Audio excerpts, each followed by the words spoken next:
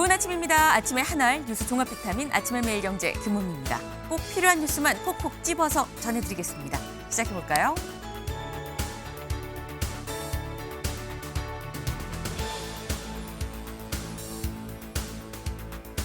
매일경제 일면입니다. 이 대통령 부동산 세금은 마지막 수단입니다. 라고 어제 신년 기자회견에서 직접 밝혔습니다. 어제 무려 한 3시간 가까이 기자회견이 이어졌었죠. 이 신년 기자회견에서 이 부동산 세금은 마지막 수단이다. 사실 앞서서 김용범 정책실장이 언론 인터뷰에서 뭐라고 얘기를 했느냐. 똘똘한 한 채에 대해서도 보유세, 양도세, 이거 누진율 상향 검토할 필요가 있어 보입니다. 라고 얘기를 해서 올라가는 거야, 이거 세금 올리는 거야 라는 얘기가 있었는데 세금은 마지막 수단입니다. 라고 얘기를 했습니다. 이 얘기는 절대 안 올려요는 아니지만 지금은 생각하지 않고 있어요. 라는 얘기인 거죠. 이 수단 안 쓰길 바랍니다. 라고까지 얘기를 했습니다. 당초 1시간 30분이었는데 이게 거의 한 2배 가까이, 3시간 가까이 이어진 이 기자회견. 이 얘기만 한 건 아니었겠죠. 이 얘기도 했습니다. 다음 기사 볼까요? 경향입니다. 보안 수사 필요한 경우 있어. 검찰개혁 논란의 방향을 이재명 대통령 제시했다라는 거죠. 검찰개혁 관련해서 총리실 산하에서 이 검찰개혁위원회에선 검찰의 보안 수사권을 주는 방안으로 준비를 했었는데 여기에 민주당 내 강경파가 이건 보안 수사권 말고 보안 요구권 정도면 충분하지 않습니까? 라고 얘기를 했었죠. 그런데 이재명 대통령 어제 명확하게 보안 수사도 예외적으로 좀 필요한 경우가 있습니다. 라고 얘기를 했습니다. 네. 이 보안 수사권, 검찰 개혁의 핵심은 검찰 권력을 뺏는 게 아니라 궁극적으로는 국민들의 어떤 권리 구제, 이건 뭐 아닙니까? 라고 얘기하면서 이것도 좀 필요합니다. 라고 얘기를 한 건데 이 발언으로 민주당 내 어떤 논란도 좀 잦아들 것인지가 관건이네요. 다음 볼까요? 중앙일보입니다. 한덕수 징역 23년, 법정 구속됐다라는 소식입니다. 특검은 15년을 구형을 했는데 여기에 무려 8년을 덧붙여서 선고가 됐고 아예 법정 구속까지 됐다라는 거죠. 특히 12.3 비상계엄 내란으로 볼 거냐 말 거냐 여부가 굉장히 주목됐었는데 명확하게 또 내란이다라고 얘기를 했습니다. 이 얘기를 잠시 뒤에 대담으로 좀 짚어봅니다. 다음 기사 볼까요? 한국일보입니다. 검찰 공천원금 의혹에 또 다른 현역 의원이 추가되는 것 같다라는 소식입니다. 네. 지금 강선 의원한테 공천원금 1억 내가 줬어요. 근데 줬다가 제가 받았습니다라고 준 걸 시인을 한 사람 김경시 의원이죠. 근데 이 김경시 의원이 사실 돈 준 사람이 강선우 의원 말고 또 다른 여당 현역 의원이 있다는 의혹이 제기가 돼서 경찰이 지금 현재 수사 중입니다. 여기 좀 같이 볼까요? 한국일보 취재를 종합해서 보면 2023년 10월 서울 강서구청장 보궐선거를 앞두고 김시 의원이 더불어민주당 소속 정치인들에게 금품 전달을 시도한 정황이 담긴 음성 파일이 다수 존재하는 것으로 전해졌다. 일부는 경찰이 확보를 하고 있고요. 여기서 경찰이 확보하지 못한 파일 중에는 김시 의원으로부터 돈을 받은 국회의원의 실명이 직접 언급이 된 것도 있다라는 얘기입니다. 네. 이렇게 되면 이른바 김경 판도라가 열리는 거 아니냐라는 얘기까지 나올 법하다라는 생각이 드네요. 다음 기사 볼까요? 서울신문입니다. 한국 알래스카의 투자 멋대로 못 박은 트럼프다. 네. 트럼프 대통령 어디로 튈지 모르는 캐릭터긴 하죠. 그런데 이번엔 한국이 알래스카에 투자할 거예요 라고 본인이 이 본인 취임 1주년 기자회견에서 직접 공식적으로 얘기를 했습니다. 근데 문제는 우린 투자한다고 한 적이 없다는 게 문제죠. 네. 이렇게 되면 울며 겨자 먹기로 우리 투자하게 되는 건가 라는 생각도 살짝 드는데 요 얘기도 잠시 뒤에 좀 대담으로 나눠보겠습니다.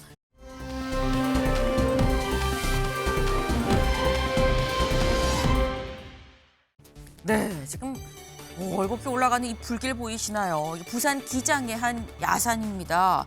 어제 저녁에 부산 기장의 한 공장에서 지금 불이 시작이 됐는데 이게 지금 확대가 되면서 자꾸 인근으로 번지고 있는 상황입니다. 지금 보시는 것처럼 굉장히 많이 번져서 지금 산불이 된 그런 상황인 거죠. 대응 2단계 발령하고 밤샘 진화 작업을 하고 있습니다만 추운 날씨에 바람도 굉장히 세서 불길이 지금 잡히지 않고 있는 상황입니다. 지금 해가 뜨는 대로 헬기도 한 10세대 정도 지금 투입을 한다라고 하는데 문제는 지금 부산 기장만 문제가 아니고요. 전국 곳곳에 지금 산불이 발생을 하고 있습니다.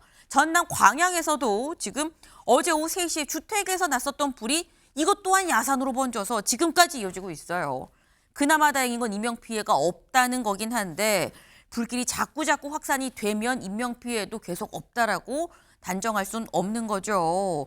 지금 진화 작업에 나선 소방대원들의 안전이 최우선이다라는 말씀을 좀 드립니다.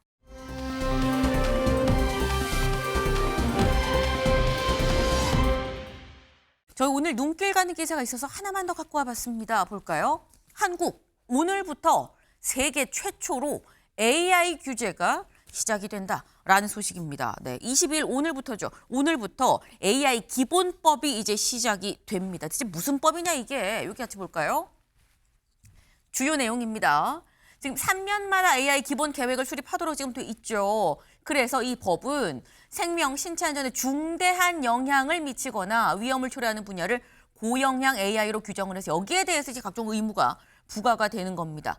그리고 이 AI를 활용하는 사업자는 활용 결과물에 워터마크 AI 활용한 거예요 라고 표시를 반드시 하게끔 돼 있고요. 해외 빅테크의 국내 대리인 지정 의무가 있고 그리고 요걸 어길 경우엔 최대 3천만 원의 과태료가 있다라는 게 이 기본법의 주요 내용인 건데 여기에 대한 이런 논란도 있다라는 얘기가 나옵니다. 이게 지금 중대한 영향이 어느 정도가 중대한 건지 약간 좀 애매하다. 그리고 워터마크 표시 요거 반드시 표시해야 됩니다라고 하는데 이거 의무 기준이 좀 요것도 애매하다, 좀 불명확하다라는 얘기. 그리고 해외 빅테크법 적용이 어려워서 국내 기업이 역차별될 수 있다. 자금 인력이 부족한데 이거 AI 개발 자체가 좀 위축되는 거 아니겠느냐라는 논란들이 있다라는 거죠. 하지만 이런 논란이 있으면 일단 오늘도 시작입니다. 이미 사실 시작이 됐어요. 그렇기 때문에 이런 논란이 현장에서 어떻게 드러나는지 법 개정을 통해서 좀 고칠 수 있는 건 좀 빨리빨리 고치는 그런 부분이 좀 필요하지 않겠나라는 생각을 좀 해봅니다. 아침엔 매일경제 뉴스 종합 비타민 언제나처럼 TV로 좀 크게 보시다가요. 궁금한 점 유튜브 댓글로 남겨주시면 같이 좀 얘기를 보겠습니다. 첫 번째 키워드 들어가 볼까요?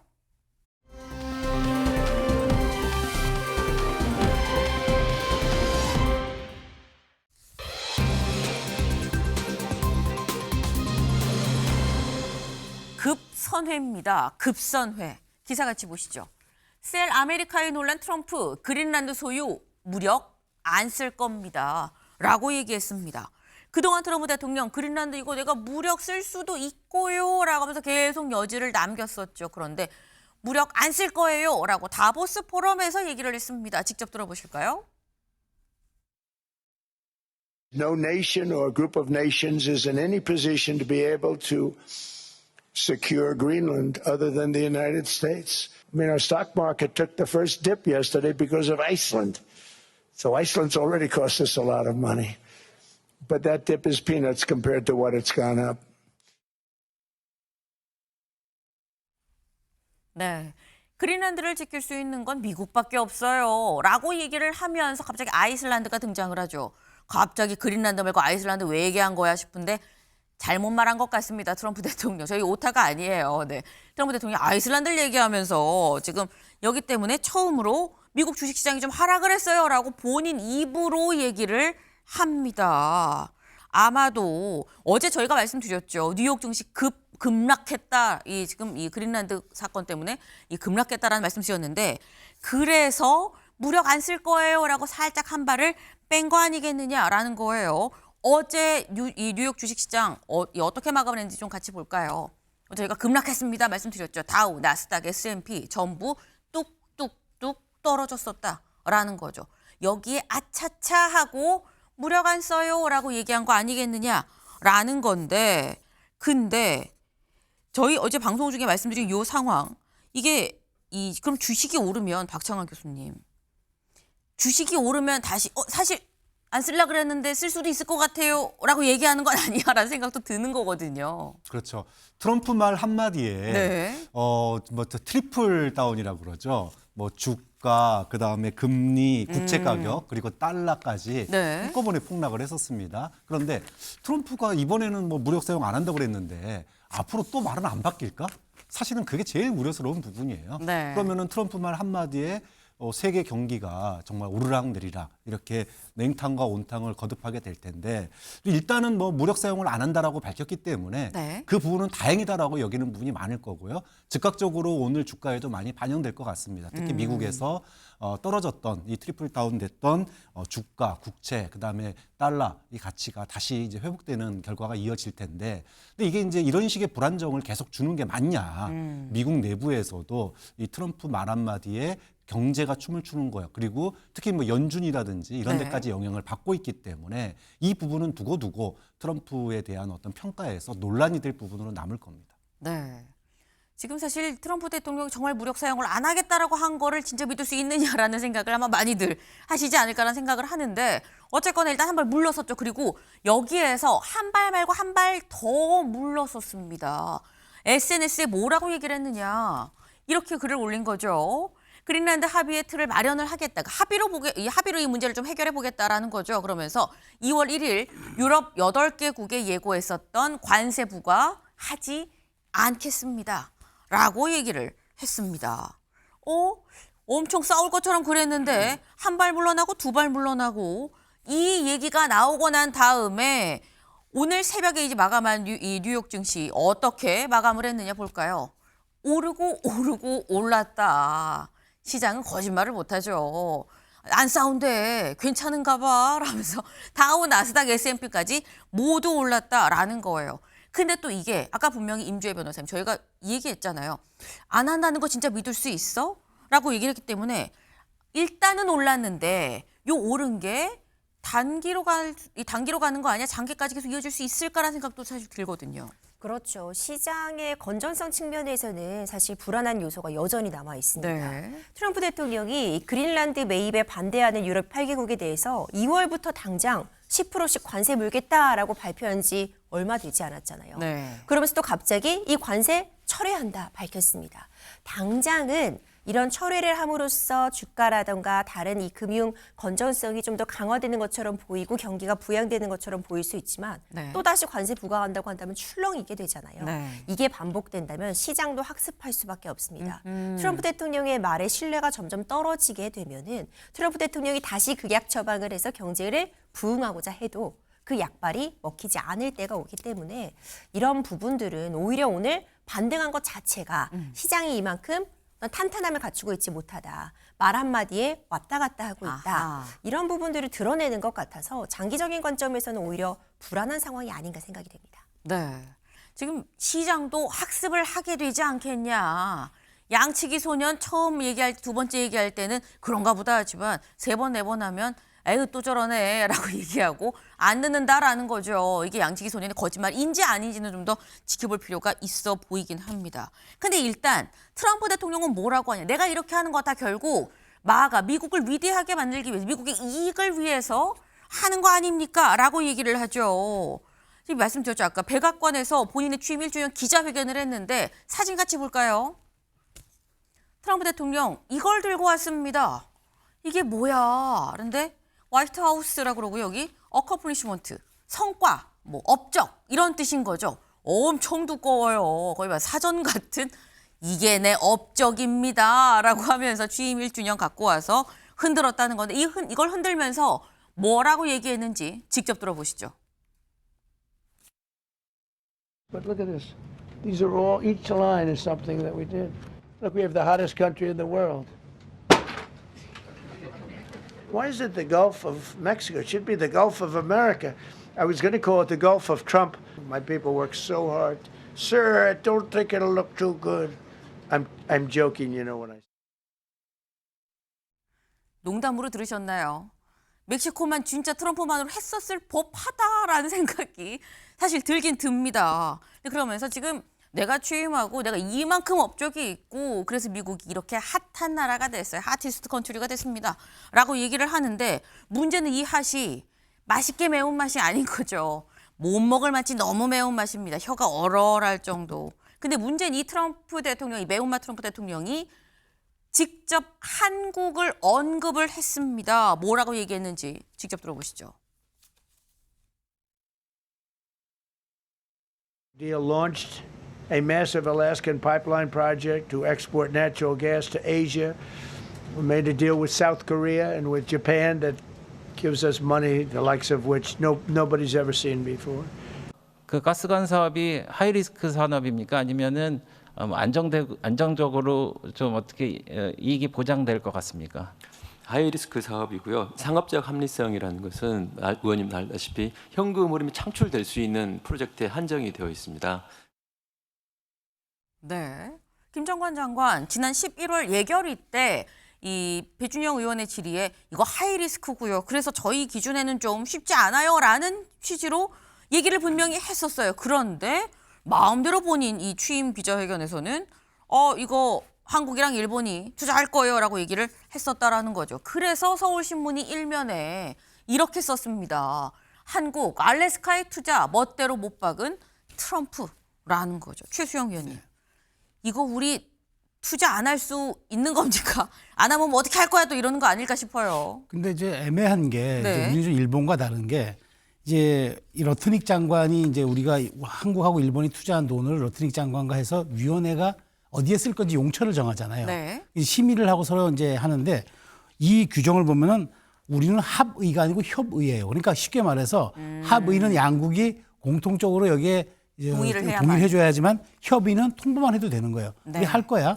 협의 과정은 그렇게 하고 2,300km에 달하는 이른바 450억 달러 규모의 여기에다가 투자해버릴 경우에는 우리 지금 김정관 장관도 얘기했지만 이게 하이리스크 사업이고 네. 최산성의 불확실성도 있고 상업적 용도도 아닌 것 같고 그럼 우리가 투자하겠다고 했던 그 원칙과는 상당히 이제 배치가 되는 건데 그럼 우리가 따라가느냐 안 따라가느냐 이게 핵심인 거잖아요. 근데 일본은 제가 알기로 여기에 대해서 합의 쪽으로 그 가닥을 잡은 서로의 일종의 팩트시트가 있다고 그래요. 네. 그럼 우리 입장에서는 이게 일본과 다른 거죠. 일본은 여기에 대해서 분명히 거부 의사를 표시할 수도 있는데 우리는 협의라면은 트럼프 대통령이 이거 그냥 하라고 러트닉한테 지시해버리면 러트닉 장관이야말로 제2의 트럼프 같은 그런 뭐 강요인데 네. 충분히 우리에게 압박을 하고도 남죠.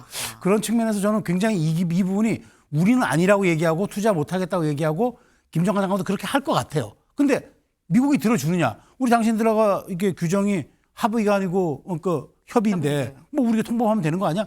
라고 막 러트닉이 우겨버리면 네. 이거 어떻게 할 것인가? 그래서 저는 최소한 그러면 이 부분에 대해서는 우리가 물밑으로 플랜 B를 지금 해줘야 한다. 그러니까 러트닉 장관과 민간이든 관료든 네. 어쨌든 라인을 가동해가지고 트럼프 대통령이 이렇게 벌써 가이드라인을 내버린 상황이니까 플랜 B가 작동될 수 있도록 해야 하는 거. 그게 가장 필요한 사안이라고 봅니다. 그럼 이거 짧게 박 교수님 플랜 B 있습니까?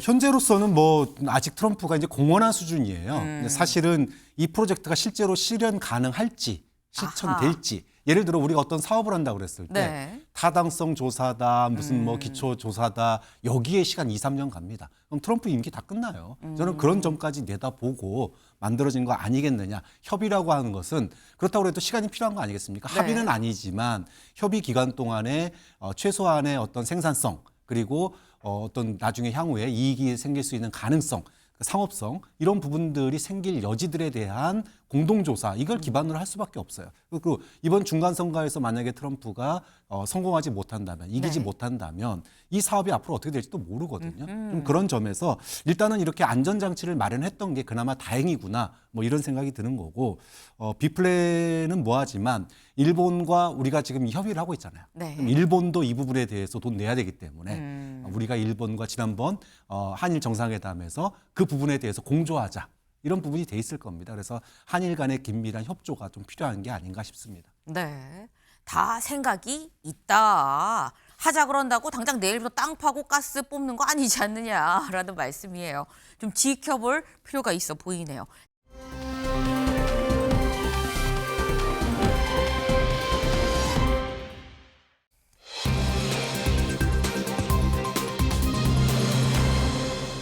플러스 8입니다. 이게 대체 무슨 의미인 건지 기사 같이 보시죠. 한덕수 징역 23년 법정 구속이 됐습니다. 네. 내란 주요 임무 종사 혐의였었죠. 한덕수 전 총리. 어제 징역 23년에 법정 구속이 됐다라는 건데 구속 사유 직접 들어보시죠. 피고인은 12.3 내란이 성공할지도 모른다는 생각에 이러한 의무와 책임을 끝내 외면하고 가담하기로 선택하였습니다. 피고인 윤석열에게 비상계엄 선포에 대한 우려를 표명하였을 뿐 명확히 비상계엄 선포에 반대한다고 말하지 않았고 비상계엄 선포를 만류하고자 하였다면 모두 참석할 수 있도록 국무회의장에서 원격 영상회의 방식으로 개의할 것을 제안한 것이 합리적입니다. 자신의 범죄 사실이 탄로나 마지못해 최후 진술에 이르렀어야 비재송스럽게 생각한다는 취지로 진술하였지만 그 사과의 진정성을 인정하기 어렵습니다. 주문. 피고인을 징역 23년에 처한다. 네. 징역 23년에 처한다 하고 뒷얘기가 없으면 그냥 바로 구속인 거죠. 하지만 이러이러함으로 구속하진 않는다라고 하면 사실 구속이 아닌 건데 이 실제로 뒷얘기가 없을 때문에 실제로 법정에서 법정 구속이 됐다라는 겁니다. 근데 이게 임주혜 변호사님 사실 언뜻 봐도 구형보다 높은 선고 자체가 좀 이례적이긴 한데 이번에 심지어 8년이 붙었거든요. 이렇게 되면 약간 특검이 머쓱해지는 상황 아닌가라는 생각도 들고요. 그렇죠. 예상을 상회했습니다. 네. 특검에서 구형한 것은 징역 15년이었는데요. 8년이나 더 높은 형이 1심에서 선고가 되었습니다. 재판부에서는 양형과 관련된 그 이유도 상세하게 밝혔습니다. 뭐 고령이라는 점, 지금 어떤 질병을 앓고 있다는 점 이런 부분들이 있겠지만 이보다 더 중요한 지점, 크게 보자면 두 가지로 나눴는데요. 행위와 지위에서의 문제였습니다. 이 국무총리라는 이 역할을 담당하고 있음에도 불구하고 구체적으로 이 국무위원들을 소집한 부분이 적극적으로 이 비상계엄의 실행을 도우려던 것이다. 그렇기 때문에 주요 임무에 정사했다. 한덕수 전 총리의 행위 부분을 문제 삼았고요. 두 번째로는 지위입니다. 한덕수 총리는 국무총리였습니다. 국무총리라는 지위는 사실상 이 비상계엄을 막을 수 있는 가장 높은 위치에 있었으며 실제로 막을 수 있었음에도 불구하고 오히려 동조한 부분이 어떤 굉장히 죄질이 좋지 못하다는 부분이 감안되어서 저의 예상도 상회하는 실제로 선고였습니다. 징역 23년이라는 중형이 선고되었고 곧바로 법정 구속으로까지 이어졌습니다. 네. 지금 한덕수 전 총리가 49년생이죠. 그다음에 만으로 따지면 지금 76입니다. 그런데 15년형이 나왔어요. 물론 이제 항소심도 있고 뭐 대법원 판단도 있긴 하겠습니다만 만약에 지금 이 23년이 그대로 간다 그러면 만기 출소라고 치면 91에 나올 수 있는 출소할 수 있는 그런 형량인 거거든요. 근데 또 이게 보니까 전부 유죄 판단이 아니었습니다. 저희 그 형량별 같이 볼까요? 혐의별 보겠습니다. 주요 범죄 사실이 쭉 지금 나와 있죠. 지금 비상계엄의 절차적 정당성 확보 목적으로 국무회의 소집을 건의한 거 아까 직접 재판부도 설명을 했죠. 내란 중요임무 종사 요거 유죄다라고 판단을 했습니다. 근데 계엄 선포 문건을 만들고 폐기한 요 부분에 대해서 문건 작성 유죄, 기록물 관리법 위반 유죄, 공용서류 손상 유죄. 근데 허위 공문서를 행사한 건 아니다. 요거는 무죄가 나왔어요. 그리고 탄핵 심판 증인으로 가서 계엄 선포문 나한테 준지 몰랐어요. 난 못 봤어요. 라고 얘기한 요 얘기 자체가 위증이라고 해서 요것도 유죄였다. 그럼 사실 다 유죄가 아닌데도 요건 하나 그래도 무죄가 나왔는데 그럼에도 23년이면 이것까지 유죄였으면 몇 년이 나온 거야 라는 생각도 살짝 들죠. 근데 여기에 더해서 사실 재판부가 요걸 좀 염두에 둔 건 아닐까라는 생각도 듭니다. 뭐냐. 노태우 전 대통령 때 노태우 전 대통령도 내란 중요임무종사 혐의로 사실 96년이었었나요? 그때 1심 선고를 받았어요. 그때 무기징역이 구형이 됐는데 실제로 22년 6개월이 선고가 됐었다. 최종 확정은 물론 17년은 좀 깎이긴 했습니다. 이때 22년 6개월이었었는데 이번에 23년형이 나왔죠. 최수영 위원님. 6개월 딱 많아요. 이진관 부장판사가 그때 노태우 전 대통령보다 당신이 더 나빠라는 메시지를 혹시 담은 건 아니야? 라는 생각도 살짝 듭니다. 그런 것 같아요. 그러니까 거기 22년 6개월에 0.6을 더해서 그쵸. 23을 선고한 거는 네. 다른 의미가 있는 거예요. 저도 왜 23일까라는 생각했는데 이걸 보고 여기보다 6개월을 더 했구나. 근데 그날 이제 선고를 할 때 보니까 그런 얘기를 해요. 그 당시 상황과 지금 상황이 다르다. 당시 상황은 뭐냐면 그 독재와 반독재, 그러니까 독재와 민주 사이에 네. 일제 간극이 있는 아직 사회가 혼란기 상황이잖아요. 아직 그 박정희 대통령의 잔재로부터 쭉 이어진 군사 반란 이렇게 이제 얘기하다가 그렇지만 지금은 지난 30년의 민주화의 업적과 축적된 시간이 있어서 우리 사회가 문명 사회에서 더 선진 사회로 나아가야 하는 시점에 역사 이 시간을 뒤로 돌린 건 이게 죄가 더 중하다. 당시 상황과 지금 상황을 비교할 수는 없다. 당시 상황이 더 중요한 건 맞아요. 12.12 군사 반란과 광주 민주화 운동 진압이라는 유혈 사태까지 있었던 굉장히 위중한 두 개의 사건이 병합된 건데 네. 그때와는 지금 다른 단일 사건이긴 하지만 시대 정신이라든가 그다음에 시대 상황이라든가 그리고 이것을 받아들이는 우리 국민들의 그런 여러 가지 감수성 이런 걸 볼 때 그래서 다시는 이런 일이 우리 사회에서 재발되지 않도록 중형을 선고한다는 얘기거든요. 그렇다면 충분히 과거의 사건과 그래서 또 그런 얘기를 또 하더라고요. 과거의 사건에 비해서 이게 양형 기준이 없다. 하지만 그 중형을 선고할 수밖에 없는 이유를 설명할 때 바로 저는 이게 참작이 됐을 것 같은데 그렇지만 어쨌든 이게 2, 3심이 남아 있어서 과연 어떻게 최종 형량이 될지 봐야 되겠지만 이진관 부장판사가 굉장히 역사적인 흐름까지도 보고 판단한 판결이 아닐까 싶어요. 네. 그러니까 지금 요 단건이 아니라 전체적으로 역사 전반을 다 좀 생각을 해보고 죄송합니다. 23이라는 이 징역 이 형을 좀 택한 거 아니겠느냐라는 지금 말씀이에요. 근데 사실 징역 23년의 법정 구속 사실 이 정도 상회하는 선고 형량은 거의 예상을 다 못했다라고 좀 얘기를 하고 있는데 민주당 법사위원들도 예상을 못했던 것 같아요. 잠깐 영상 보고 올까요? 징역 23년의 전.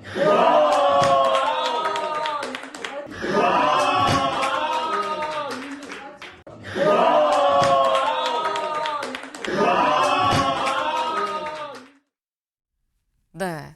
추미애 의원 자신의 SNS에 올린 영상입니다. 근데 이걸 보면 박창환 교수님, 민주당도 8년이나 더는 전혀 예상을 못했던 것 같다라는 생각이 들거든요. 그렇죠. 사실은 이제 계엄 선포 직후에 민주당이나 야당의 또 시민단체들에서는 내란으로 이미 규정을 했었습니다. 그 근거가 뭐냐 하면 97년도 전두환 노태우 이 판결이었어요. 그래서 국헌문란, 그다음에 폭동 이 부분에 다 해당되기 때문에 이건 내란이다. 그래서 내란 우두머리 그리고 내란 뭐 주요 혐의 종사자 뭐 이렇게 이제 불러왔던 겁니다. 그 사실이 확인됐죠. 그렇지만 형량에서조차도 과거와 다른 더 높은 형량이 부과될 거라고 속으로는 생각했을지 모르겠지만 이거를 공공연하게 사실 얘기하기가 쉽지가 않았어요. 그래서 지난 한 주 동안도 윤석열에게 사형이 구형돼야 되냐 말아야 되냐 뭐 무기징역이 맞는 거 아니냐 뭐 이런 논란이 있었던 것도 네. 97년 형량 기준이었거든요. 그런데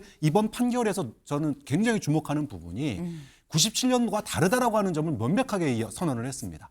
새로운 기준이 필요하고 그 새로운 기준에 맞춰서 언론사에 대한 단전 단수가 검열에 해당하고 그러면은 국민의 심각한 자유 제한이었고 네. 그다음에 정말로 시대가 바뀐 상황에서 이 자유민주주의를 심각하게 훼손했기 때문에 이 부분에 대해서 새로운 기준으로서 적용된 형량으로 23년을 얘기한 거예요. 그래서 속으로는 누구나 다 소위 민주당 지지자들도 네. 저거 사용시켜야지 막 속으로 생각했지만 실제로는 15년 구형했으니까 많아봐야 10년 아니겠냐 이렇게 생각했는데 막상 판사 얘기를 들으니까 정신이 번뜩 든 겁니다. 정말로 그래 맞아.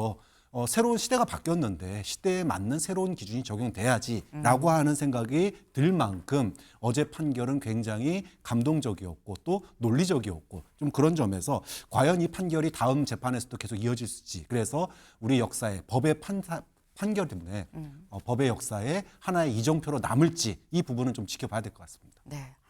어제 선고는 감동이었다라고까지 지금 표현을 지금 하셨어요. 네.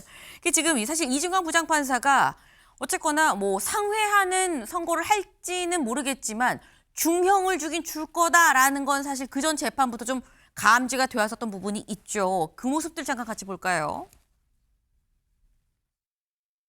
계속 기다리고만 있었던 겁니까? 아니 좀 빨리 할 수 있었으면 좋았겠는데요. 그게 결국 못한 겁니다. 안 된 겁니다. 그러니까 안 됐다는 건 뭘 하려고 했는데 안 됐다고 표현하는 거잖아요. 뭘 하셨는데. 나가십시오. 자, 감시합니다. 감시합니다. 구금 장소에다 유치하도록 하겠습니다. 옆에 계신 분은 왜 있습니까? 나가십시오. 바로 안 나가시면 감시합니다. 자, 감시합니다. 네, 선서는 하셔야 됩니다. 선서 거부권이 없습니다. 형사재판에서는. 저는 선서하지 않겠습니다. 그러면 제재를 가하겠습니다. 네, 그러십시오. 네, 과태료 50만 원에 처합니다. 형사재판에서 선서 거부하는 건 처음 봤습니다. 저는 즉시 이의 제기한다는 것을 그런 말씀 말고 할 말은 없습니까? 네. 아, 맞아. 저 때 저렇게 얘기했었지라는 생각 드시죠. 중형이 선고될 분위기는 있었다라는 겁니다. 근데 저렇게 단호하게 아주 막 칼같이 하는 이랬던 이진관 부장판사 어젠 살짝 울컥하는 것 같은 모습도 있었어요. 같이 볼까요?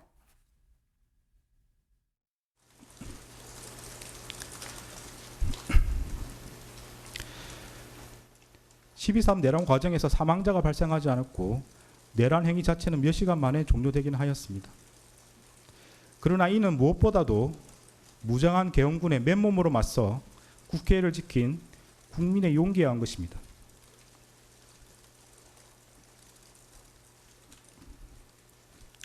이에 더하여 이러한 국민의 저항을 바탕으로 신속히 국회에 진입하여 비상계엄 해제 요구안을 의결한 일부 정치인들의 노력, 소극적으로 참여한 일부 군인과 경찰 공무원의 행동에 의한 것입니다. 결코 12.3 내란 가담자에 의한 것이 아닙니다. 네, 뭔가 자꾸 이렇게 말을 삼키고 침을 한번 삼키고 안경을 좀 올려 쓰고 이런 부분들이 뭔가 본인이 얘기하면서 좀 이렇게 울컥울컥하는 이런 듯한 모습이 좀 보였다라는 거죠. 근데 이진관 부장판사 얘기 중에 이 부분 잘 들으셨나요? 오늘 한국일보는 그 워딩을 그대로 일면 제목으로 뽑았습니다. 12.3 계엄은 내란이라고 첫 법적 판단이 나왔다라는 거죠. 12.3 계엄은 이건 내란입니다라고 분명히 얘기를 하면서 이런 설명을 덧붙였는데요. 같이 들어보실까요?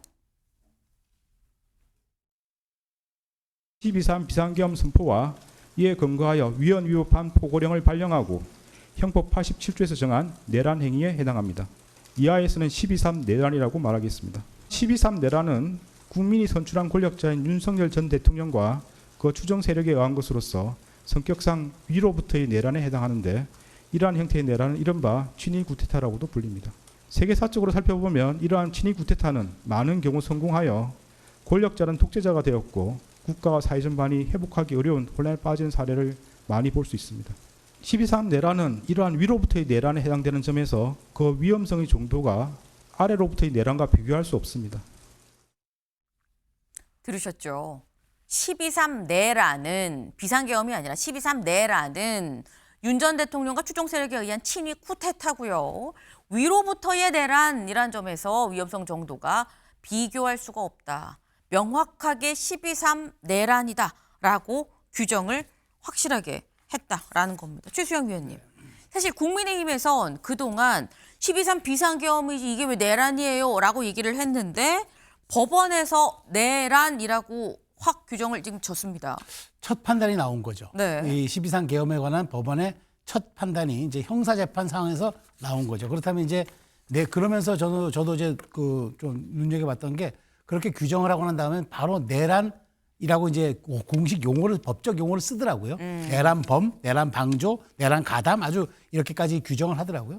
그래서 보면서 이제 이렇게 된 이상 이제 물론 이제 다른 재판부 윤석열 대통령에 대한 내란 우두머리 재판부와 네. 그다음에 이게 이제 2심 가고 또 이상민 다른 이제 장관들에 대한 또 이제 재판부가 판단할 때 뭐 저는 이제 이게 어느 준거가 될 거로는 봐요. 그래서 다른 재판부들이 과연 이걸 뒤집을 것인가? 저도 조금 의아는 스럽습니다. 그런 측면에서 이제 앞으로 이것이 내란임을 입증하는 중요한 사례가 될 테고 제가 또 아까 말씀드린 것처럼 세계사적인 역사적인 측면도 짚더라고요. 세계사적인 관련도 봤을 때 이게 성공했을 경우에는 결국 나중에 우리 국가가 내전으로까지 치달을 수 있다는 그 굉장한 또 서늘한 말도 남겨서 이렇게 된 이상 그러면 이제 앞으로 정치권에서 이 내란을 둘러싸고 해석이 분분할 것 같습니다. 어쨌든 사법적 판단이 첫 내려졌으니까 국민의힘 입장에서는 그렇다면 이제 그동안 뭐 사법 판단을 받아보자고는 얘기했지만 12.3 계엄은 정당한 대통령의 비상대권 행사라고 했던 논리적 구조가 네. 조금 이제 무너지는 거죠. 그리고 이제 여기에 대해서 법원의 판단을 이제 맞서야 되는 거니까 쉽지 않아 보이고요. 다만 이제 이 판단은 오직 이제 이 한덕수 재판에 대한 판단이고 네. 윤석열 대통령의 우두머리 재판부가 이른바 지기현 재판부가 어떻게 판단할지 모르겠으나 지류가 이렇다면 저는 거꾸로 네. 본류도 이걸 영향을 받을 수밖에 없는 구조이기 때문에 상당 부분 여기에서 벗어나지는 못하지 않을까 그런 전망을 합니다. 네. 지금 사실 그동안 뭐 이 몇 시간짜리 계엄이 어디 있어요라고 얘기를 했었던 사람이 있죠. 누구냐? 윤석열 전 대통령입니다. 그 얘기 잠깐 들어보고 오실까요? 도대체 2시간짜리 내란이라는 것이 있습니까? 질서 유지를 위해 소수의 병력을 잠시 투입한 것이 폭동이란 말입니까? 이 내란몰이 세력들은 이런 몇 시간 계엄, 이런 대국민 메시지 계엄을 친위 쿠데타라고 합니다. 친위 쿠데타를 이렇게 하는 거 보셨습니까? 피해 발생이 경미하였다거나 짧은 시간 동안 진행되었다는 사정을 깊이 고려할 수는 없습니다. 또한 다수의 군병력과 경찰 공무원을 동원하여 국회, 중앙선관위 등을 점거, 출입 통제하는 등 한 지역의 평화를 해할 정도의 위력이 있는 폭동을 일으켰다고 인정됩니다. 위헌 위법한 주장에 불과한 계몽적 계엄, 잠정적 계엄, 경고성 계엄을 당연하다듯 주장하는 사람들, 12.3 내란은 이와 같이 잘못된 주장이나 생각을 양산하거나 그 상태를 더욱 심각하게 만들었습니다. 네, 어제 얘기한 이진관 부장판사의 이 주문 설명 자체가 굉장히 지금 윤석열 전 대통령의 논리를 정면으로 반박하는 그런 내용들을 사실 담고 있죠. 윤 전 대통령 지금 현재 사형이 구형돼 있는 상태입니다. 다음 달 19일에 이제 1심 선고가 나오고, 그리고 똑같이 내란 중요 임무 종사 등의 혐의로 김용현 전 장관의 경우는 무기징역이 지금 구형이 된 상태고요. 이상민 전 장관의 경우도 징역 15년이, 한덕수 전 총리도 15년이었는데 지금 23년이 나왔는데 징역 15년이 구형이 된 상태다라는 거예요. 근데 이 첫 번째 판단인 한덕수 전 총리가 구형을 8년이나 넘어서는 23년에 법정 구속이 됐다고 한다면, 임주혜 변호사님, 다음 달 19일에 있을 윤석열 전 대통령의 판단에서 지규현 부장판사가 사형인데 사형보다 더 더한 건 없거든요. 사실 더 상회를 할 수가 없고, 무기징역을 만약에 생각을 하고 있다면 좀 부담이 될 수도 있겠다라는 생각도 들어요. 부담이 될 수밖에 없습니다. 당연히 원칙적인 경우라면 별도의 재판이기 때문에 12.3 비상계엄 성격 자체를 내란으로 규정할지 규정하지 말지도 지기현 재판부는 다른 판단은 가능합니다. 다만 지금 두 재판에서 제출된 증거가 동일합니다. 그 증거를 바탕으로 해서 결국 법적인 판단을 내리는 건데, 네. 이미 이 증거를 바탕으로 했을 때 내란이다라고 성격을 규정해 놓은 이상 다른 판단을 하기가 쉽지 않아 보입니다. 가장 중요한 증거가 사실 그 비상계엄 선포문입니다. 선포문에 포함된 내용들, 의회가 정상적인 기능을 하지 못하게 하고 복귀하지 않은 전공의들에 대한 처단한다는 내용도 담고 있고, 언론에 대한 통제가 명시가 되어 있는 이 비상계엄 선포문이 있는 이상 계몽적 계엄이라는 주장은 맞지 않다는 것이 어제 재판에서의 굉장히 중요한 논거였거든요. 네. 이 증거 자체가 다르지 않은 이상 동일한 증거를 가지고 다른 판단을 하기 어렵기 때문에 일단 12.3 비상계엄의 성격을 내란으로 규정할 가능성이 매우 높아 보이고요. 적어도 지금 한 가늠자가 이미 새겨졌습니다. 한덕수 총리에게 23년이 선고된 이상 네. 가담의 정도가 더 높은 다른 가담자들, 피고인들에게도 이 이상이 선고될 가능성이 높고요. 최종적인 책임자, 이 내란 우두머리 혐의를 받고 있는 윤석열 전 대통령에게는 더욱더 높은, 적어도 무기징역 같은 어떤 최고형이 선고될 가능성이 현재로서는 매우 높아 보입니다. 네. 이미 기준점이 23년이기 때문에 이보다 낮은 거는 사실 기대하기 어렵고, 높으면 높았는데 얼만큼까지 더 높아질 거냐 여부만 남아있다라는 지금 그 말씀이에요. 근데 이런 상황에 대해서 사실 법원의 첫 판단, 내란에 대한 첫 판단입니다라고 저희가 말씀을 드리죠. 여기에 대해서 윤석열 전 대통령의 변호인단은 이렇게 또 얘기를 합니다. 유정화 변호사. 뭐라고 했느냐. 한덕수 전 총리한테 지금 징역 23년을 선고하고 법정 구속을 했다는 건 사실상 윤 전 대통령의 내란 우두머리 재판에 대해 결론을 미리 써내려간 선취 판결에 가깝다라고 얘기를 하면서 사법부에 이미 방향성이 공유가 되고 있고 무언의 압박이 개별 재판의 판단에 실질적으로 작용하고 있음을 의심케 한다라고 얘기했어요. 이 얘기는 박정환 교수님, 쉽게 얘기해서 보이지 않는 손이 있는 것 같아라는 얘기거든요. 이제 뭐 윤석열 피고인이나 다른 피고인들, 변호인들이 뭐라고 얘기를 했냐면 일관되게 이거는 법의 재판이 아니다, 정치적 재판이다 이렇게 주장을 해왔습니다. 그러다 보니까 내란 재판의 본 재판이 결론 나지도 않았는데 다른 재판부에서 먼저 저렇게 내란이다라고 규정한 거는 이거 짜고 치는 고스톱 아니냐 뭐 이런 얘기를 하고 싶은 것 같아요. 그런데 국민들은 이미 24년 12월 3일 날 이미 결론을 내렸습니다. 97년도 역사적인 전두환 노태우 판결에서 명확하게 예시를 하고 있어요.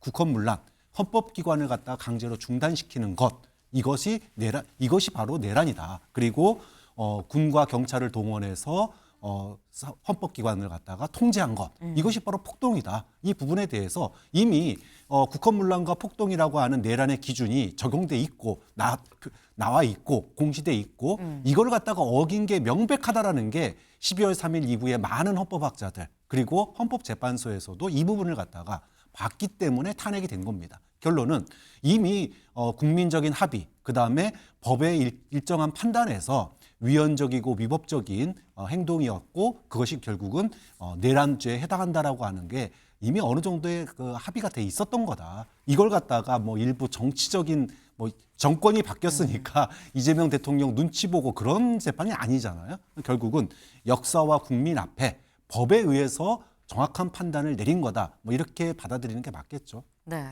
윤석열 전 대통령 쪽에서는 처음부터 이러한 프레임으로 이 접근을 하지 않았었냐. 정치적인 판단이다. 정치적 기소다라고 얘기를 했었는데 사실상 그 말을 국민들이 믿겠느냐라는 취지의 말씀이셨어요. 네. 오늘 아마 어제 이 판결과 관련해서 윤석열 전 대통령 측의 변호인단도 모여서 좀 논의를 하게 되지 않겠나라는 생각이 좀 들긴 합니다. 다음 키워드로 넘어가 볼까요?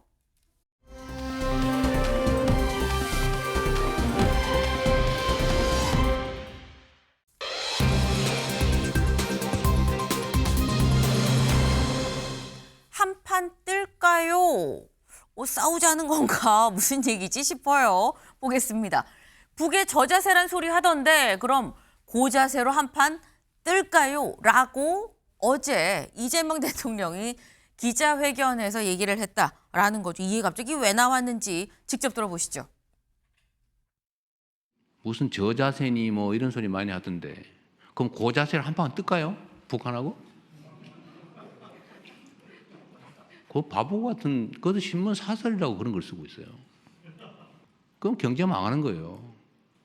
누구 말대로 가장이 뭐 성질 없어서 그냥 직장 열심히 꾸벅꾸벅 다닙니까? 미국 트럼프 대통령이 약간 독특한 분이시긴 한데 그 점이 한반도 문제 해결에는 크게 도움이 될 수 있다고 생각됩니다. 그 길을 좀 우리는 좀 잘 열어가자. 제가 페이스메이커 역할을 하겠다. 네. 이재명 대통령 살짝 화가 난 건가라는 생각이 드는 그런 이 모습이에요. 최수영 위원님. 네.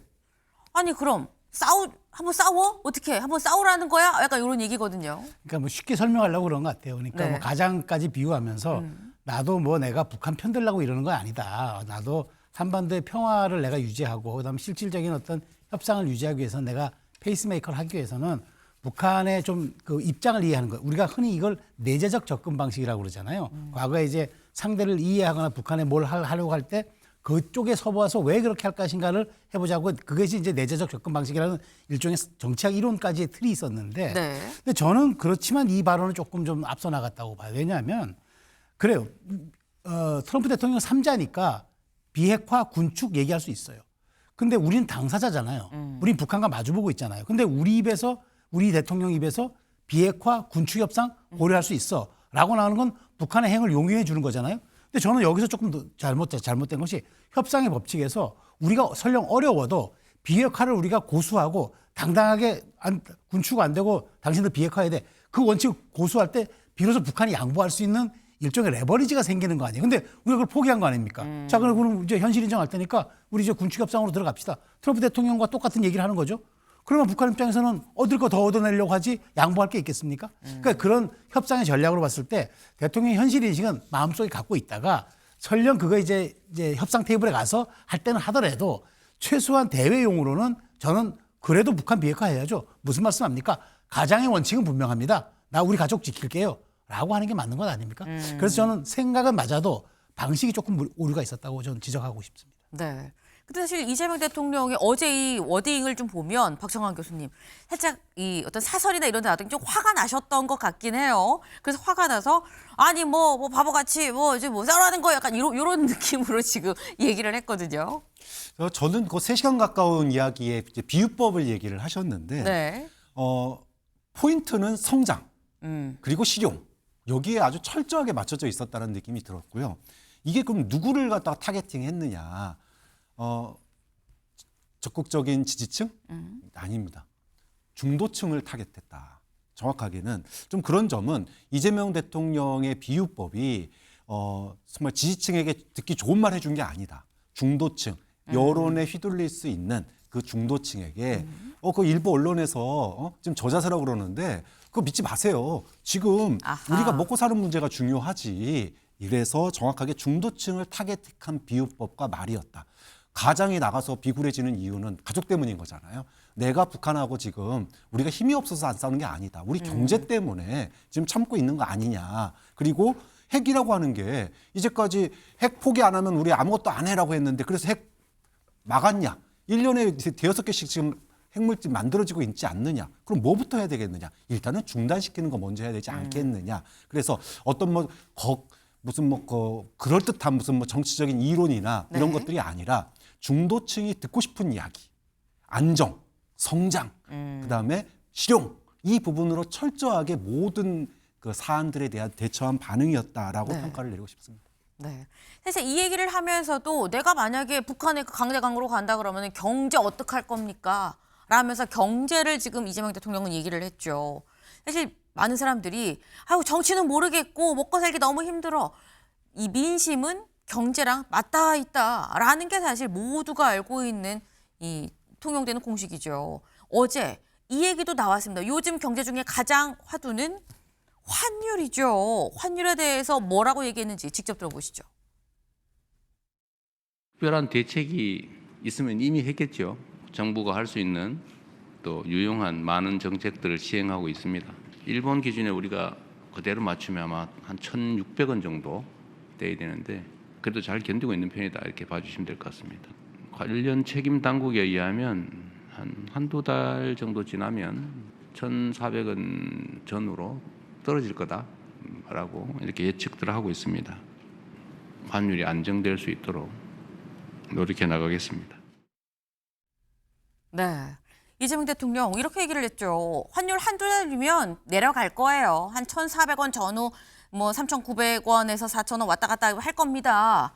근데 지금의 이 상황에서는 특별한 대책은 없어요. 대책이 있으면 이미 했죠. 라고 얘기를 했습니다. 네. 근데 실제로 이재명 대통령이 딱 요 얘기를 또 하니까 곧 내려갈 거야. 한두 달 뒤에 내려갈 거야라고 얘기를 하니까 어제 시장이 어떻게 반응을 했느냐. 내려갔어요 또. 네. 요렇게 지금 계속 올라가다가 여기서 1,481원까지 찍다가 1,468원으로 내려갔습니다. 이게 결국 이재명 효과냐라는 생각이 들기도 하는데 근데 그러면서 이재명 대통령이 뭐라고 했느냐 박정환 교수님. 대책이 있으면 이미 했죠. 대책은 지금은 없어요라고 말을 하기도 했거든요. 그럼 듣는 국민들 입장에서 대통령의 대책이 없다고? 그럼 우리는 어떡하지라는 생각이 들 수 있어요. 이게 이제 국내 정책에 의해 가지고 예를 들어 우리가 뭐 돈을 많이 찍었다던가 그래서 돈을 갖다가 회수를 하면 우리 돈의 가치가 올라간다던가 이런 문제가 아니라 지금 이제 세계 경제의 흐름, 네. 그러니까 달러화의 가치 문제, 근데 엔화와 원화가 동조 하락하는, 그러니까 평가가 절하되고 있는 이 현상이 지금 현재 뭐 외부적인 요인들이 굉장히 강하기 때문에 할 수 있는 한계가 굉장히 여지가 있다. 근데 말을 갖다가 뭐 뾰족한 대책이 있으면은 뭐 벌써 했겠죠라고 하는 말보다는 조금 더 좀 표현을 좋게 해서 여러 가지 대책을 논의하고 있는데 네. 사실 이게 지금 우리만의 문제가 아니다. 또 대통령도 그 얘기했잖아요. 일본도 지금 엔화가 평가 절하돼서 그 기준 그대로 하면은 우리 벌써 1,600원 갔다. 그런데 1,400원대 유지하고 있는 거는 그나마 선방한 거다 이렇게 얘기를 했는데 그런 점에서 있어서는 굉장히 중도층의 언어로서 쉽게 설명하고 가슴에 와닿는 얘기였지만 역시나 즉문즉설 하다 보면 말 실수가 나올 수밖에 없다. 좀 그런 점에서는 표현을 갖다가 조금 뭐 예를 들어 외국의 뭐 그 투자한 돈들이 우리나라로 다시 돌아올 수 있도록 열심히 노력하고 있다. 앞으로도 더 추가적인 대책을 많이 내놓겠다. 하지만 우리가 할 수 있는 것과 또 세계적인 환경의 차이가 있기 때문에 이렇게 얘기할 수도 있었는데 좀 그런 점은 좀 아쉽습니다. 하지만 어쨌든 환율이 조만간 안정될 거라고 하는 어떤 그 방향성은 제시를 했어요. 네. 이 방향성이 맞는다면 정부에 대한 신뢰가 쌓일 거고 그런데 정작 한두 달 됐는데도 만약에 1,400원 넘어갔다. 이러면 이제 대통령의 말에 신뢰를 잃게 됩니다. 그 점이 이제 포인트예요. 정말로 한두 달 내에 1,400원대로 1,400원까지 내려갈 건지 네. 아니면 1,500원대로 올라갈 건지 이거에 따라 대통령의 말의 무게가 완전히 평가가 바뀌기 때문에 네. 좀 그 부분은 이 부분은 좀 지켜봐야 될 대목인 것 같습니다. 네. 최수영 의원님. 저는 어제 대통령 말씀을 드리면서 이런 생각이 나요. 우리가 홍수가 났을 때 홍수가 왜 났어요 하니까 비가 많이 왔기 때문에 난 거 아니에요? 라고 얘기한 거랑 똑같잖아요. 정부의 역할은 비가 많이 와도 홍수가 나기 전에 수로 정비하고 댐 뚝 쌓고 하는 게 관리하는 거잖아요. 근데 대통령 말씀 어제 좀 안타깝게 생각하는 거 일본하고 자꾸 비교하는데 일본은 준기축통화국이에요. 우리는 기축통화국이 아니에요. 그리고 일본은 미국하고 달러 수합까지 해놨어요. 안정적으로 환율을 할 수 있는데 일본과 우리를 비교한다? 조금 더 나갔다고 생각이 되고 사실 우리가 환율이라는 건 우리 경제의 펀더멘털이잖아요. 그래서 하나 말씀드리면은 우리 구조적 원인을 봐야죠. 우리가 지금 안 되는 이유가 우리 산업 경쟁력 약화, 미국의 증시 하락, 그다음에 이런 여러 가지가 겹친 건데 네. 이걸 저렇게 특별 대책이 있으면 이미 했겠다 얘기는 조금 너무 나간 것 아닌가 싶은 생각이 들어요. 네. 지금 이렇게 얘기를 하는 것 자체가 조금 더 너무 나간 거 아니겠느냐. 그럼에도 불구하고 홍수를 좀 막아야지. 환율 오르는 걸 막아야지. 그게 정부지라고 또 말씀을 지금 하셨어요. 근데 여기서 박창원 교수님도 중요한 부분을 좀 말씀을 하셨죠.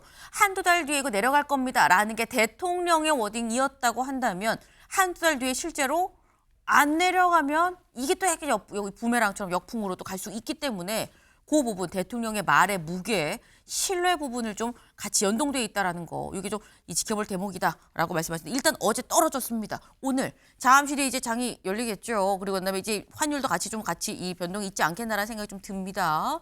관련해서 시장이 또 어떻게 반응을 할지를 봐야 될 것 같아요.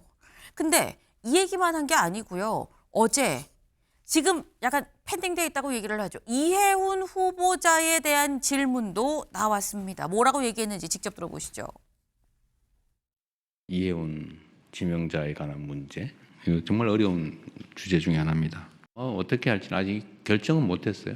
그 청문 과정을 본 우리 국민들의 좀 판단을 들어보고 좀 그렇게 판단하고 싶었는데 그 기회마저 봉쇄돼서 저도 참 아쉽습니다. 문제가 있어 보이긴 해요. 뭐 진짜인지 아닌지 뭐 좀 가려봐야 되겠지만 보좌관한테 갑질을 했는지 안 했는지 우리가 어떻게 합니까? 그쪽 진영에서 공천을 무려 5번을 받아가지고 자기들끼리만 알고 있는 그 정보를 가지고 마치 대부에서 나오는 배신자 처단하듯이 뭐 흠잡힐 일을 한 당사자의 잘못이기도 하겠지만 우리로서는 알기 어렵죠. 네. 이재명 대통령 이렇게 얘기를 했죠. 이해훈 의혹 문제가 있어 보이긴 해요. 라고 입장이 나왔습니다. 처음으로. 근데 검증 논란에 대해선 아니 우리가 갑질하는 걸 어떻게 합니까? 기사화가 된 것도 아니고 라고 얘기를 했어요. 최수영 위원님. 아니 기사화가 되지도 않았는데 갑질을 하는지 안 하는지 우리가 어떻게 알아요? 공천 5번이나 준 국민의힘이 알지? 라는 취지예요. 갑질은 몰라도 부정 로또 청약은 충분히 그건 뭐 검증하면 청와대 쪽에서 알 수 있는 것 아닌가요? 그리고 어제 대통령께서 저렇게 말을 할 때 보면 이른바 귀책 사유를 국민의힘 쪽에 돌리는 것 같아요. 당신들 그렇게 많이 공천 줘놓고 왜 우리한테 이렇게 뭐라는 거야 하는데 저는 그래 통합과 협치 차원에서 지명했다 그랬잖아요. 근데 꼭 이해훈 후보자만이 통합과 협치의 상징입니까? 대체 불가능한 인력입니까? 아니잖아요. 오히려 700조를 다루는 기획예산처 장관이라면 더더욱 공적 인식이 있고 그다음에 공사가 분명한 분을 임명해야죠. 능력은 또 그다음일 수 있어요. 근데 저는 마치 이해훈 후보자 지명해서 이게 통합의 상징인 것처럼 더 다른 후보자 찾으면 안 됩니까? 만일 문제가 있으니까 우리가 몰랐고 야당도 문제가 있는데 이분은 지명 철회하고 새로운 사람 찾아보겠습니다 하고 얘기했을 때 국민은 더 감동받지 않을까요? 저는 그렇게 봅니다. 이해훈 후보자에 대한 문제를 저렇게 간단하게 취급할 것이 아니고 오히려 대통령께서는 이 문제를 통합의 차원에서 본다면 더 숙고를 통해서 더 좋은 분 한번 찾아도 보겠다 했을 때 비로소 그 가치가 있는 겁니다. 어제 말씀은 제가 보기에 청문회를 강행할 수도 있다고도 비춰지는데 네. 과연 그게 이제 이재명 대통령이 말하는 통합과 실용의 결정판인지 그걸 한번 지켜봐야 되겠습니다. 지금 이재명 대통령의 얘기가 정말 통합의 의미로 이어온 후보자를 지명을 한 거라고 한다면 글쎄 지금 상황을 계속 끌고 가는 게 맞는 건지 거기가 의문이다라고 지금 말씀하셨는데 이재명 대통령이 명확하게 뭐라고 얘기했냐면 문제가 있어 보이긴 해요. 아직 어떻게 할지 결정은 못했습니다. 라고 얘기를 했거든요. 박정환 교수님. 이 얘기는 49대 51이라도 요만큼이라도 0.1이라도 임명 강행에 더 가까운 겁니까? 철회에 가까운 겁니까? 아직 결정 못했다라고 하는 얘기는 네. 대통령이 그 정도 얘기하면 임명하는 거 쉽지 않겠다라고 얘기한 거라고 저는 들렸어요. 아마 많은 사람들이 그렇게 평가할 겁니다. 다만 공정해야 된다라고 하는 얘기는 뭐냐 하면 내가 저쪽 진영에 있는 사람 어렵게 데려왔는데 네. 그래도 이제까지 그 수많은 의혹, 그다음에 비난 거기에 시달렸을 거 아니냐. 그러면 공개적으로 뭐 아닌 건 아니다라고 얘기할 기회라도 줘야 되는 거 아니냐. 그리고 우리가 데려왔을 때는 능력을 보고 데려온 건데 그 능력에 대해서도 국민들한테 한번 어필할 기회는 줘야 되는 거 아니냐. 그래도 안 바뀌면 임명 못 하는 거지. 저는 이렇게 들렸고요. 그런 점에서 청문회라고 하는 자리가 왜 대통령에게 중요하냐.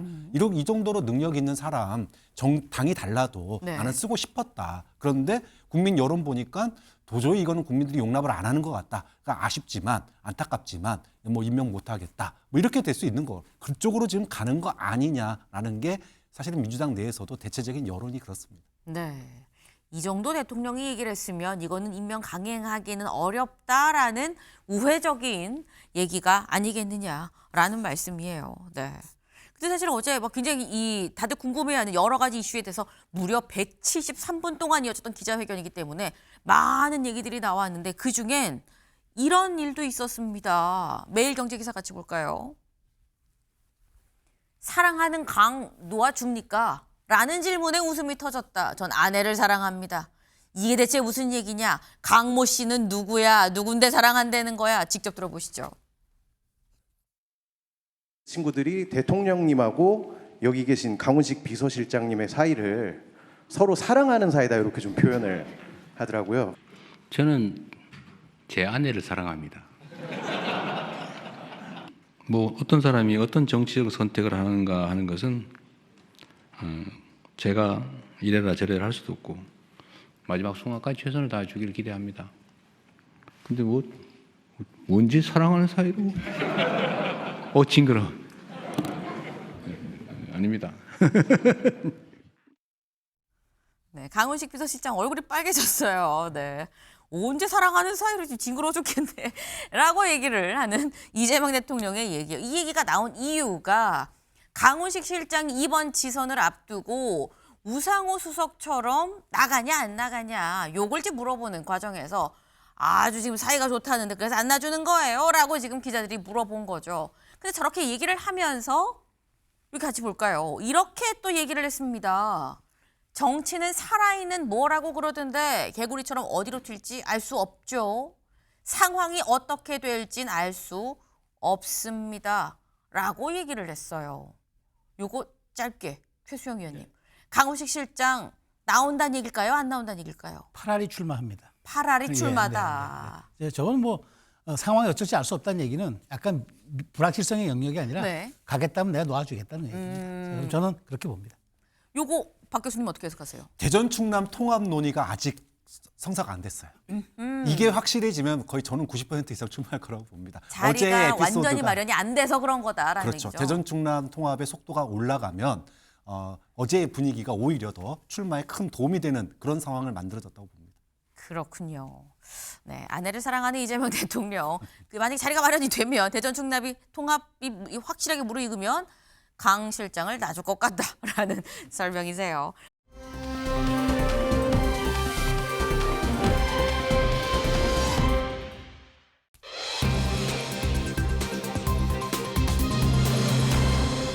난 여기 묻힐 것.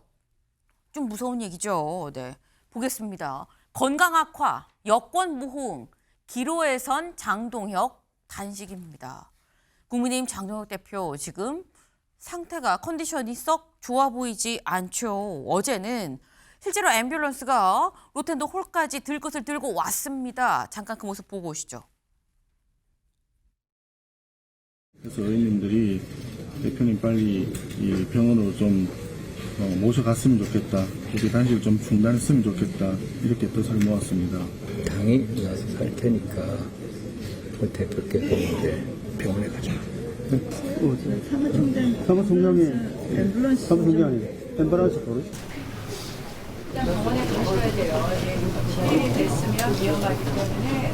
이미 산소 포화도가 저하되었기 때문에 뇌 여러 가지 기능이라든지 손상도 예측이 되고, 그럼에도 불구하고 우리 장 대표는 지금 이송과 수액 치료를 지금 거부하고 있는 상황입니다. 네, 살짝 좀 무서운 얘기긴 해요. 뇌에 또 손상이 예상이 되기도 한다. 그만큼 상당히 지금 좀 위중한 상황이다라는 얘기가 될 텐데, 장동혁 대표 오늘로서 단식 이제 8일째 지금 접어들었습니다. 8일째 접어든 장동혁 대표, 어제는 매일같이 일기 쓰듯이 아침에 SNS를 하나씩 올려요. 직접 손을 부펜으로 이렇게 쓰죠. 그래서 어제는 뭐라고 올렸느냐, 이렇게 올렸습니다. 네.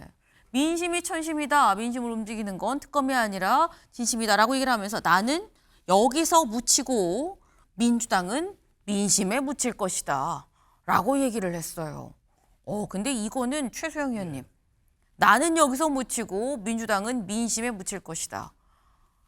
내가 죽어도 여기서 죽어, 이 얘기 아닙니까? 그렇죠. 사실 우리 헌정사에 제1야당 대표가 단식한 게 10차례 정도밖에 안 됩니다. 그만큼 이게 사실 상황이 중요해요. 근데 민주당은 왜 투정하느냐, 밥 투정하느냐고 얘기하는데 그게 아닙니다. 생각해 보십시오. 지금 왜 당내 이슈를 덮는다? 아니죠.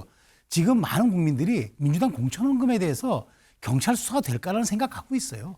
민주당이 특검, 대통령 어제 발언해서 합의 처리했다고 얘기하는데 민주당이 이제까지 다 단독 처리했어요. 근데 뭐 이제 와서 이것만은 합의 처리해야 된다고 얘기합니까? 그러니까 저는 민주당이 출구 전략을 짜줘야 돼요. 장 대표가 저렇게 지금 보니까 결기가 너무 지금 세가지고 처리할 생각이 없어요. 아마 혼절이 돼가지고 병원으로 실려가면 모를까. 네. 제가 보기에 자기 의사로는 안 가요. 그러면 여당이 출구 전략 해줘. 이거 야당이 출구 전략 짜줍니까? 그러면은 국민의힘도 신천지 특검 받겠다고 했으니까. 그러면 그 공천원금 특검, 경찰 수사 지금 중단하고 특검 하겠다고 얘기하면 됩니다.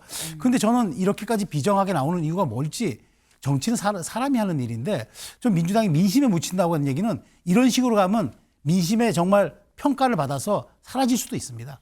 저는 중대한 기로에 섰다고 봅니다. 네. 지금 모습이 지금 지금 이 시각 9시 1분을 넘어가는 지금 현재 로텐더 홀의 모습입니다. 네. 지금 아마도 이 로텐더 홀에서 최고위를 바로 여는 듯한 모습이에요. 네. 단식을 지금 중단하라고 중진들이 지금 이 장 대표를 좀 설득을 하고 있는 상황이라고 하는데, 송원석 원내대표 얘기 살짝 좀 들어볼까요? 단식 8일 차입니다. 건강이 극도로 악화된 장동혁 대표님의 모습에 비통함을 금할 수 없고, 더불어민주당의 인면수심 DNA에 분노를 금할 수 없습니다. 지금 장동혁 대표의 단식은 밤이 되면 농성장에서 사라지던 이재명식 출퇴근 단식 아닙니다. 단식 21일 차에 담배를 피우던 정청래식 흡연 단식 아닙니다. 20일이고 30일이고 꼼수를 부리던 거짓 민주 단식이 아니라 국민을 위해 목숨을 건 진심 국민 단식입니다. 그런데 더불어민주당은 야당 대표의 단식에 대해서 침묵과 무시만 또 못한 조롱을 일삼고 있습니다. 아주 반인륜적인 행태입니다. 어제 이재명 대통령도 기자간담회에서 MBC 기자와 짜고 치는 고수톱 같은 질문 답변을 주고받으면서 장동혁 대표의 목숨을 건 쌍특검 요구를 협상 지연 전술이라고 왜곡 선동했습니다. 한마디로 너무나 비정한 사람들입니다. 특검의 존재 이유는 살아있는 권력에 대한 수사입니다. 쌍특검 도입의 목적은 집권 여당의 실세 의원들이 관련되어 있는 살아있는 권력의 비리를 수사하자는 국민적인 요구입니다. 특히 이재명 대통령은 김병기 의원 공천 뇌물 사건 당시 당대표였습니다. 당시 소위 친명횡재, 비명횡사, 공천의 총책이 이재명 대통령입니다. 네, 사실 그 뒤에 보이는 텐트에 장동혁 대표가 있거나 아니면 자리에 앉아 있어야 되는데 지금 보이지 않죠. 중진들이 좀 안쪽으로 이렇게 데리고 가서 아유 그만하세요. 이젠 정말 그만하십시다. 건강이 우려됩니다. 라고 얘기를 설득을 하고 있는 지금 상황이라고 합니다. 사실 어제 장 대표의 상황이 좀 정말 안 좋다 보니까 이 국민의힘에서 이 뭐라고 이 공지를 올렸느냐. 내일, 그러니까 어제 돌린 거예요. 내일 상황에 따라 긴급 의원총회 개최 가능성이 있습니다. 그러니까 국회 내에 대기해서 향후 발생할 수 있는 모든 상황에 즉각 대응할 수 있도록 대비해 주시기 바랍니다. 라고 얘기를 했습니다. 사실 이 상황이 되면 이거 진짜 이거 건강이 정말 안 좋은가 본데 라는 생각이 들죠. 국민의힘에서는 왜 지금 청와대에서도 아무도 안 오고 어떻게 된 겁니까? 왜 야당도 아무도 얘기도 안 해요? 라고 얘기를 하고 있는데 사실 박정환 교수님 오늘 홍익표 신임 수석이 국민의힘 지도부를 예방을 하러 오전 11시에 올 예정이었었는데 이게 오후 4시로 바뀌었더라고요. 조금 전에 보니까. 그러니까 이게 시간이 바뀌었다는 건 뭔가 만나야 되나 말아야 되나 지금 약간 고민을 또 하고 있는 거 아니야라는 생각도 살짝 듭니다. 네, 뭐 비정한 DNA가 민주당에 있다, 뭐 이런 얘기를 지금 하셨는데 사실 민주당 입장에서 보면은 참 거울 치료가 필요한 거 아니냐 국민의힘은. 지난 3년 동안 살아있는 권력에 대해서는 특검에 대해서 온몸으로 저지한 게 국민의힘 아니었습니까? 그리고 또 야당 대표 단식에 대해서 24일 이재명 대표 단식할 때 그거 단식 쇼라고 조롱했던 분이 장동혁 대표였어요. 그럼 이제 와서 이 얘기할 자격이 있냐. 그렇지만 그럼에도 불구하고 국정의 파트너로서 야당 대표가 뭐 목숨 건 단식이라고 하니까 그것도 내로남불이에요. 야당이 단식하면 먹고 하는 단식이고 본인들이 단식하면은 목숨 건 단식이고 참 내로남불인데 어쨌든 저는 홍익표 정무수석이 가는 게 맞다. 가서 이거 어차피 목적이 대통령하고 뭐 단독 회담하는 게 목적 아니잖아요. 쌍특검이 목적 아닙니까? 그럼 민주당 지도부하고 만나야죠. 저는 그런 점에서 정무수석이 예방을 하고 가서 대화로 풀자. 대화 타협을 통해서 풀자. 이렇게 얘기하는 게 국민 통합에도 도움이 될 거라고 보고요. 그런 점에서 오늘 4시로 바꾼 것도 아마 그 부분에 대한 추가적인 고려가 있어서 시간이 변동된 게 아닌가 그런 기대감도 가져봅니다. 네, 일단 만나는 게 맞는 것 같다. 그리고 아마 그렇기 때문에 시간도 좀 뒤로 연기를 한 거 아니겠느냐라는 말씀을 지금 하셨어요. 저희가 얘기하는 중에 지금 속보가 떴죠. 코스피 상승 출발해서 9시 장은 열리고 난 다음에 코스피 5천을 바로 돌파했습니다. 사상 처음이죠. 지금 미국 뉴욕 증시도 일제히 상승하고요. 오늘 코스피 5천을 돌파를 한 건 이건 무력 사용 안 해요. 관세 안 물려요. 라고 얘기한 트럼프 지분도 요만큼 있는 거 아닌가라는 생각이 좀 드네요. 저희가 준비한 소식 오늘 여기까지입니다. 오늘도 좋은 하루 보내세요.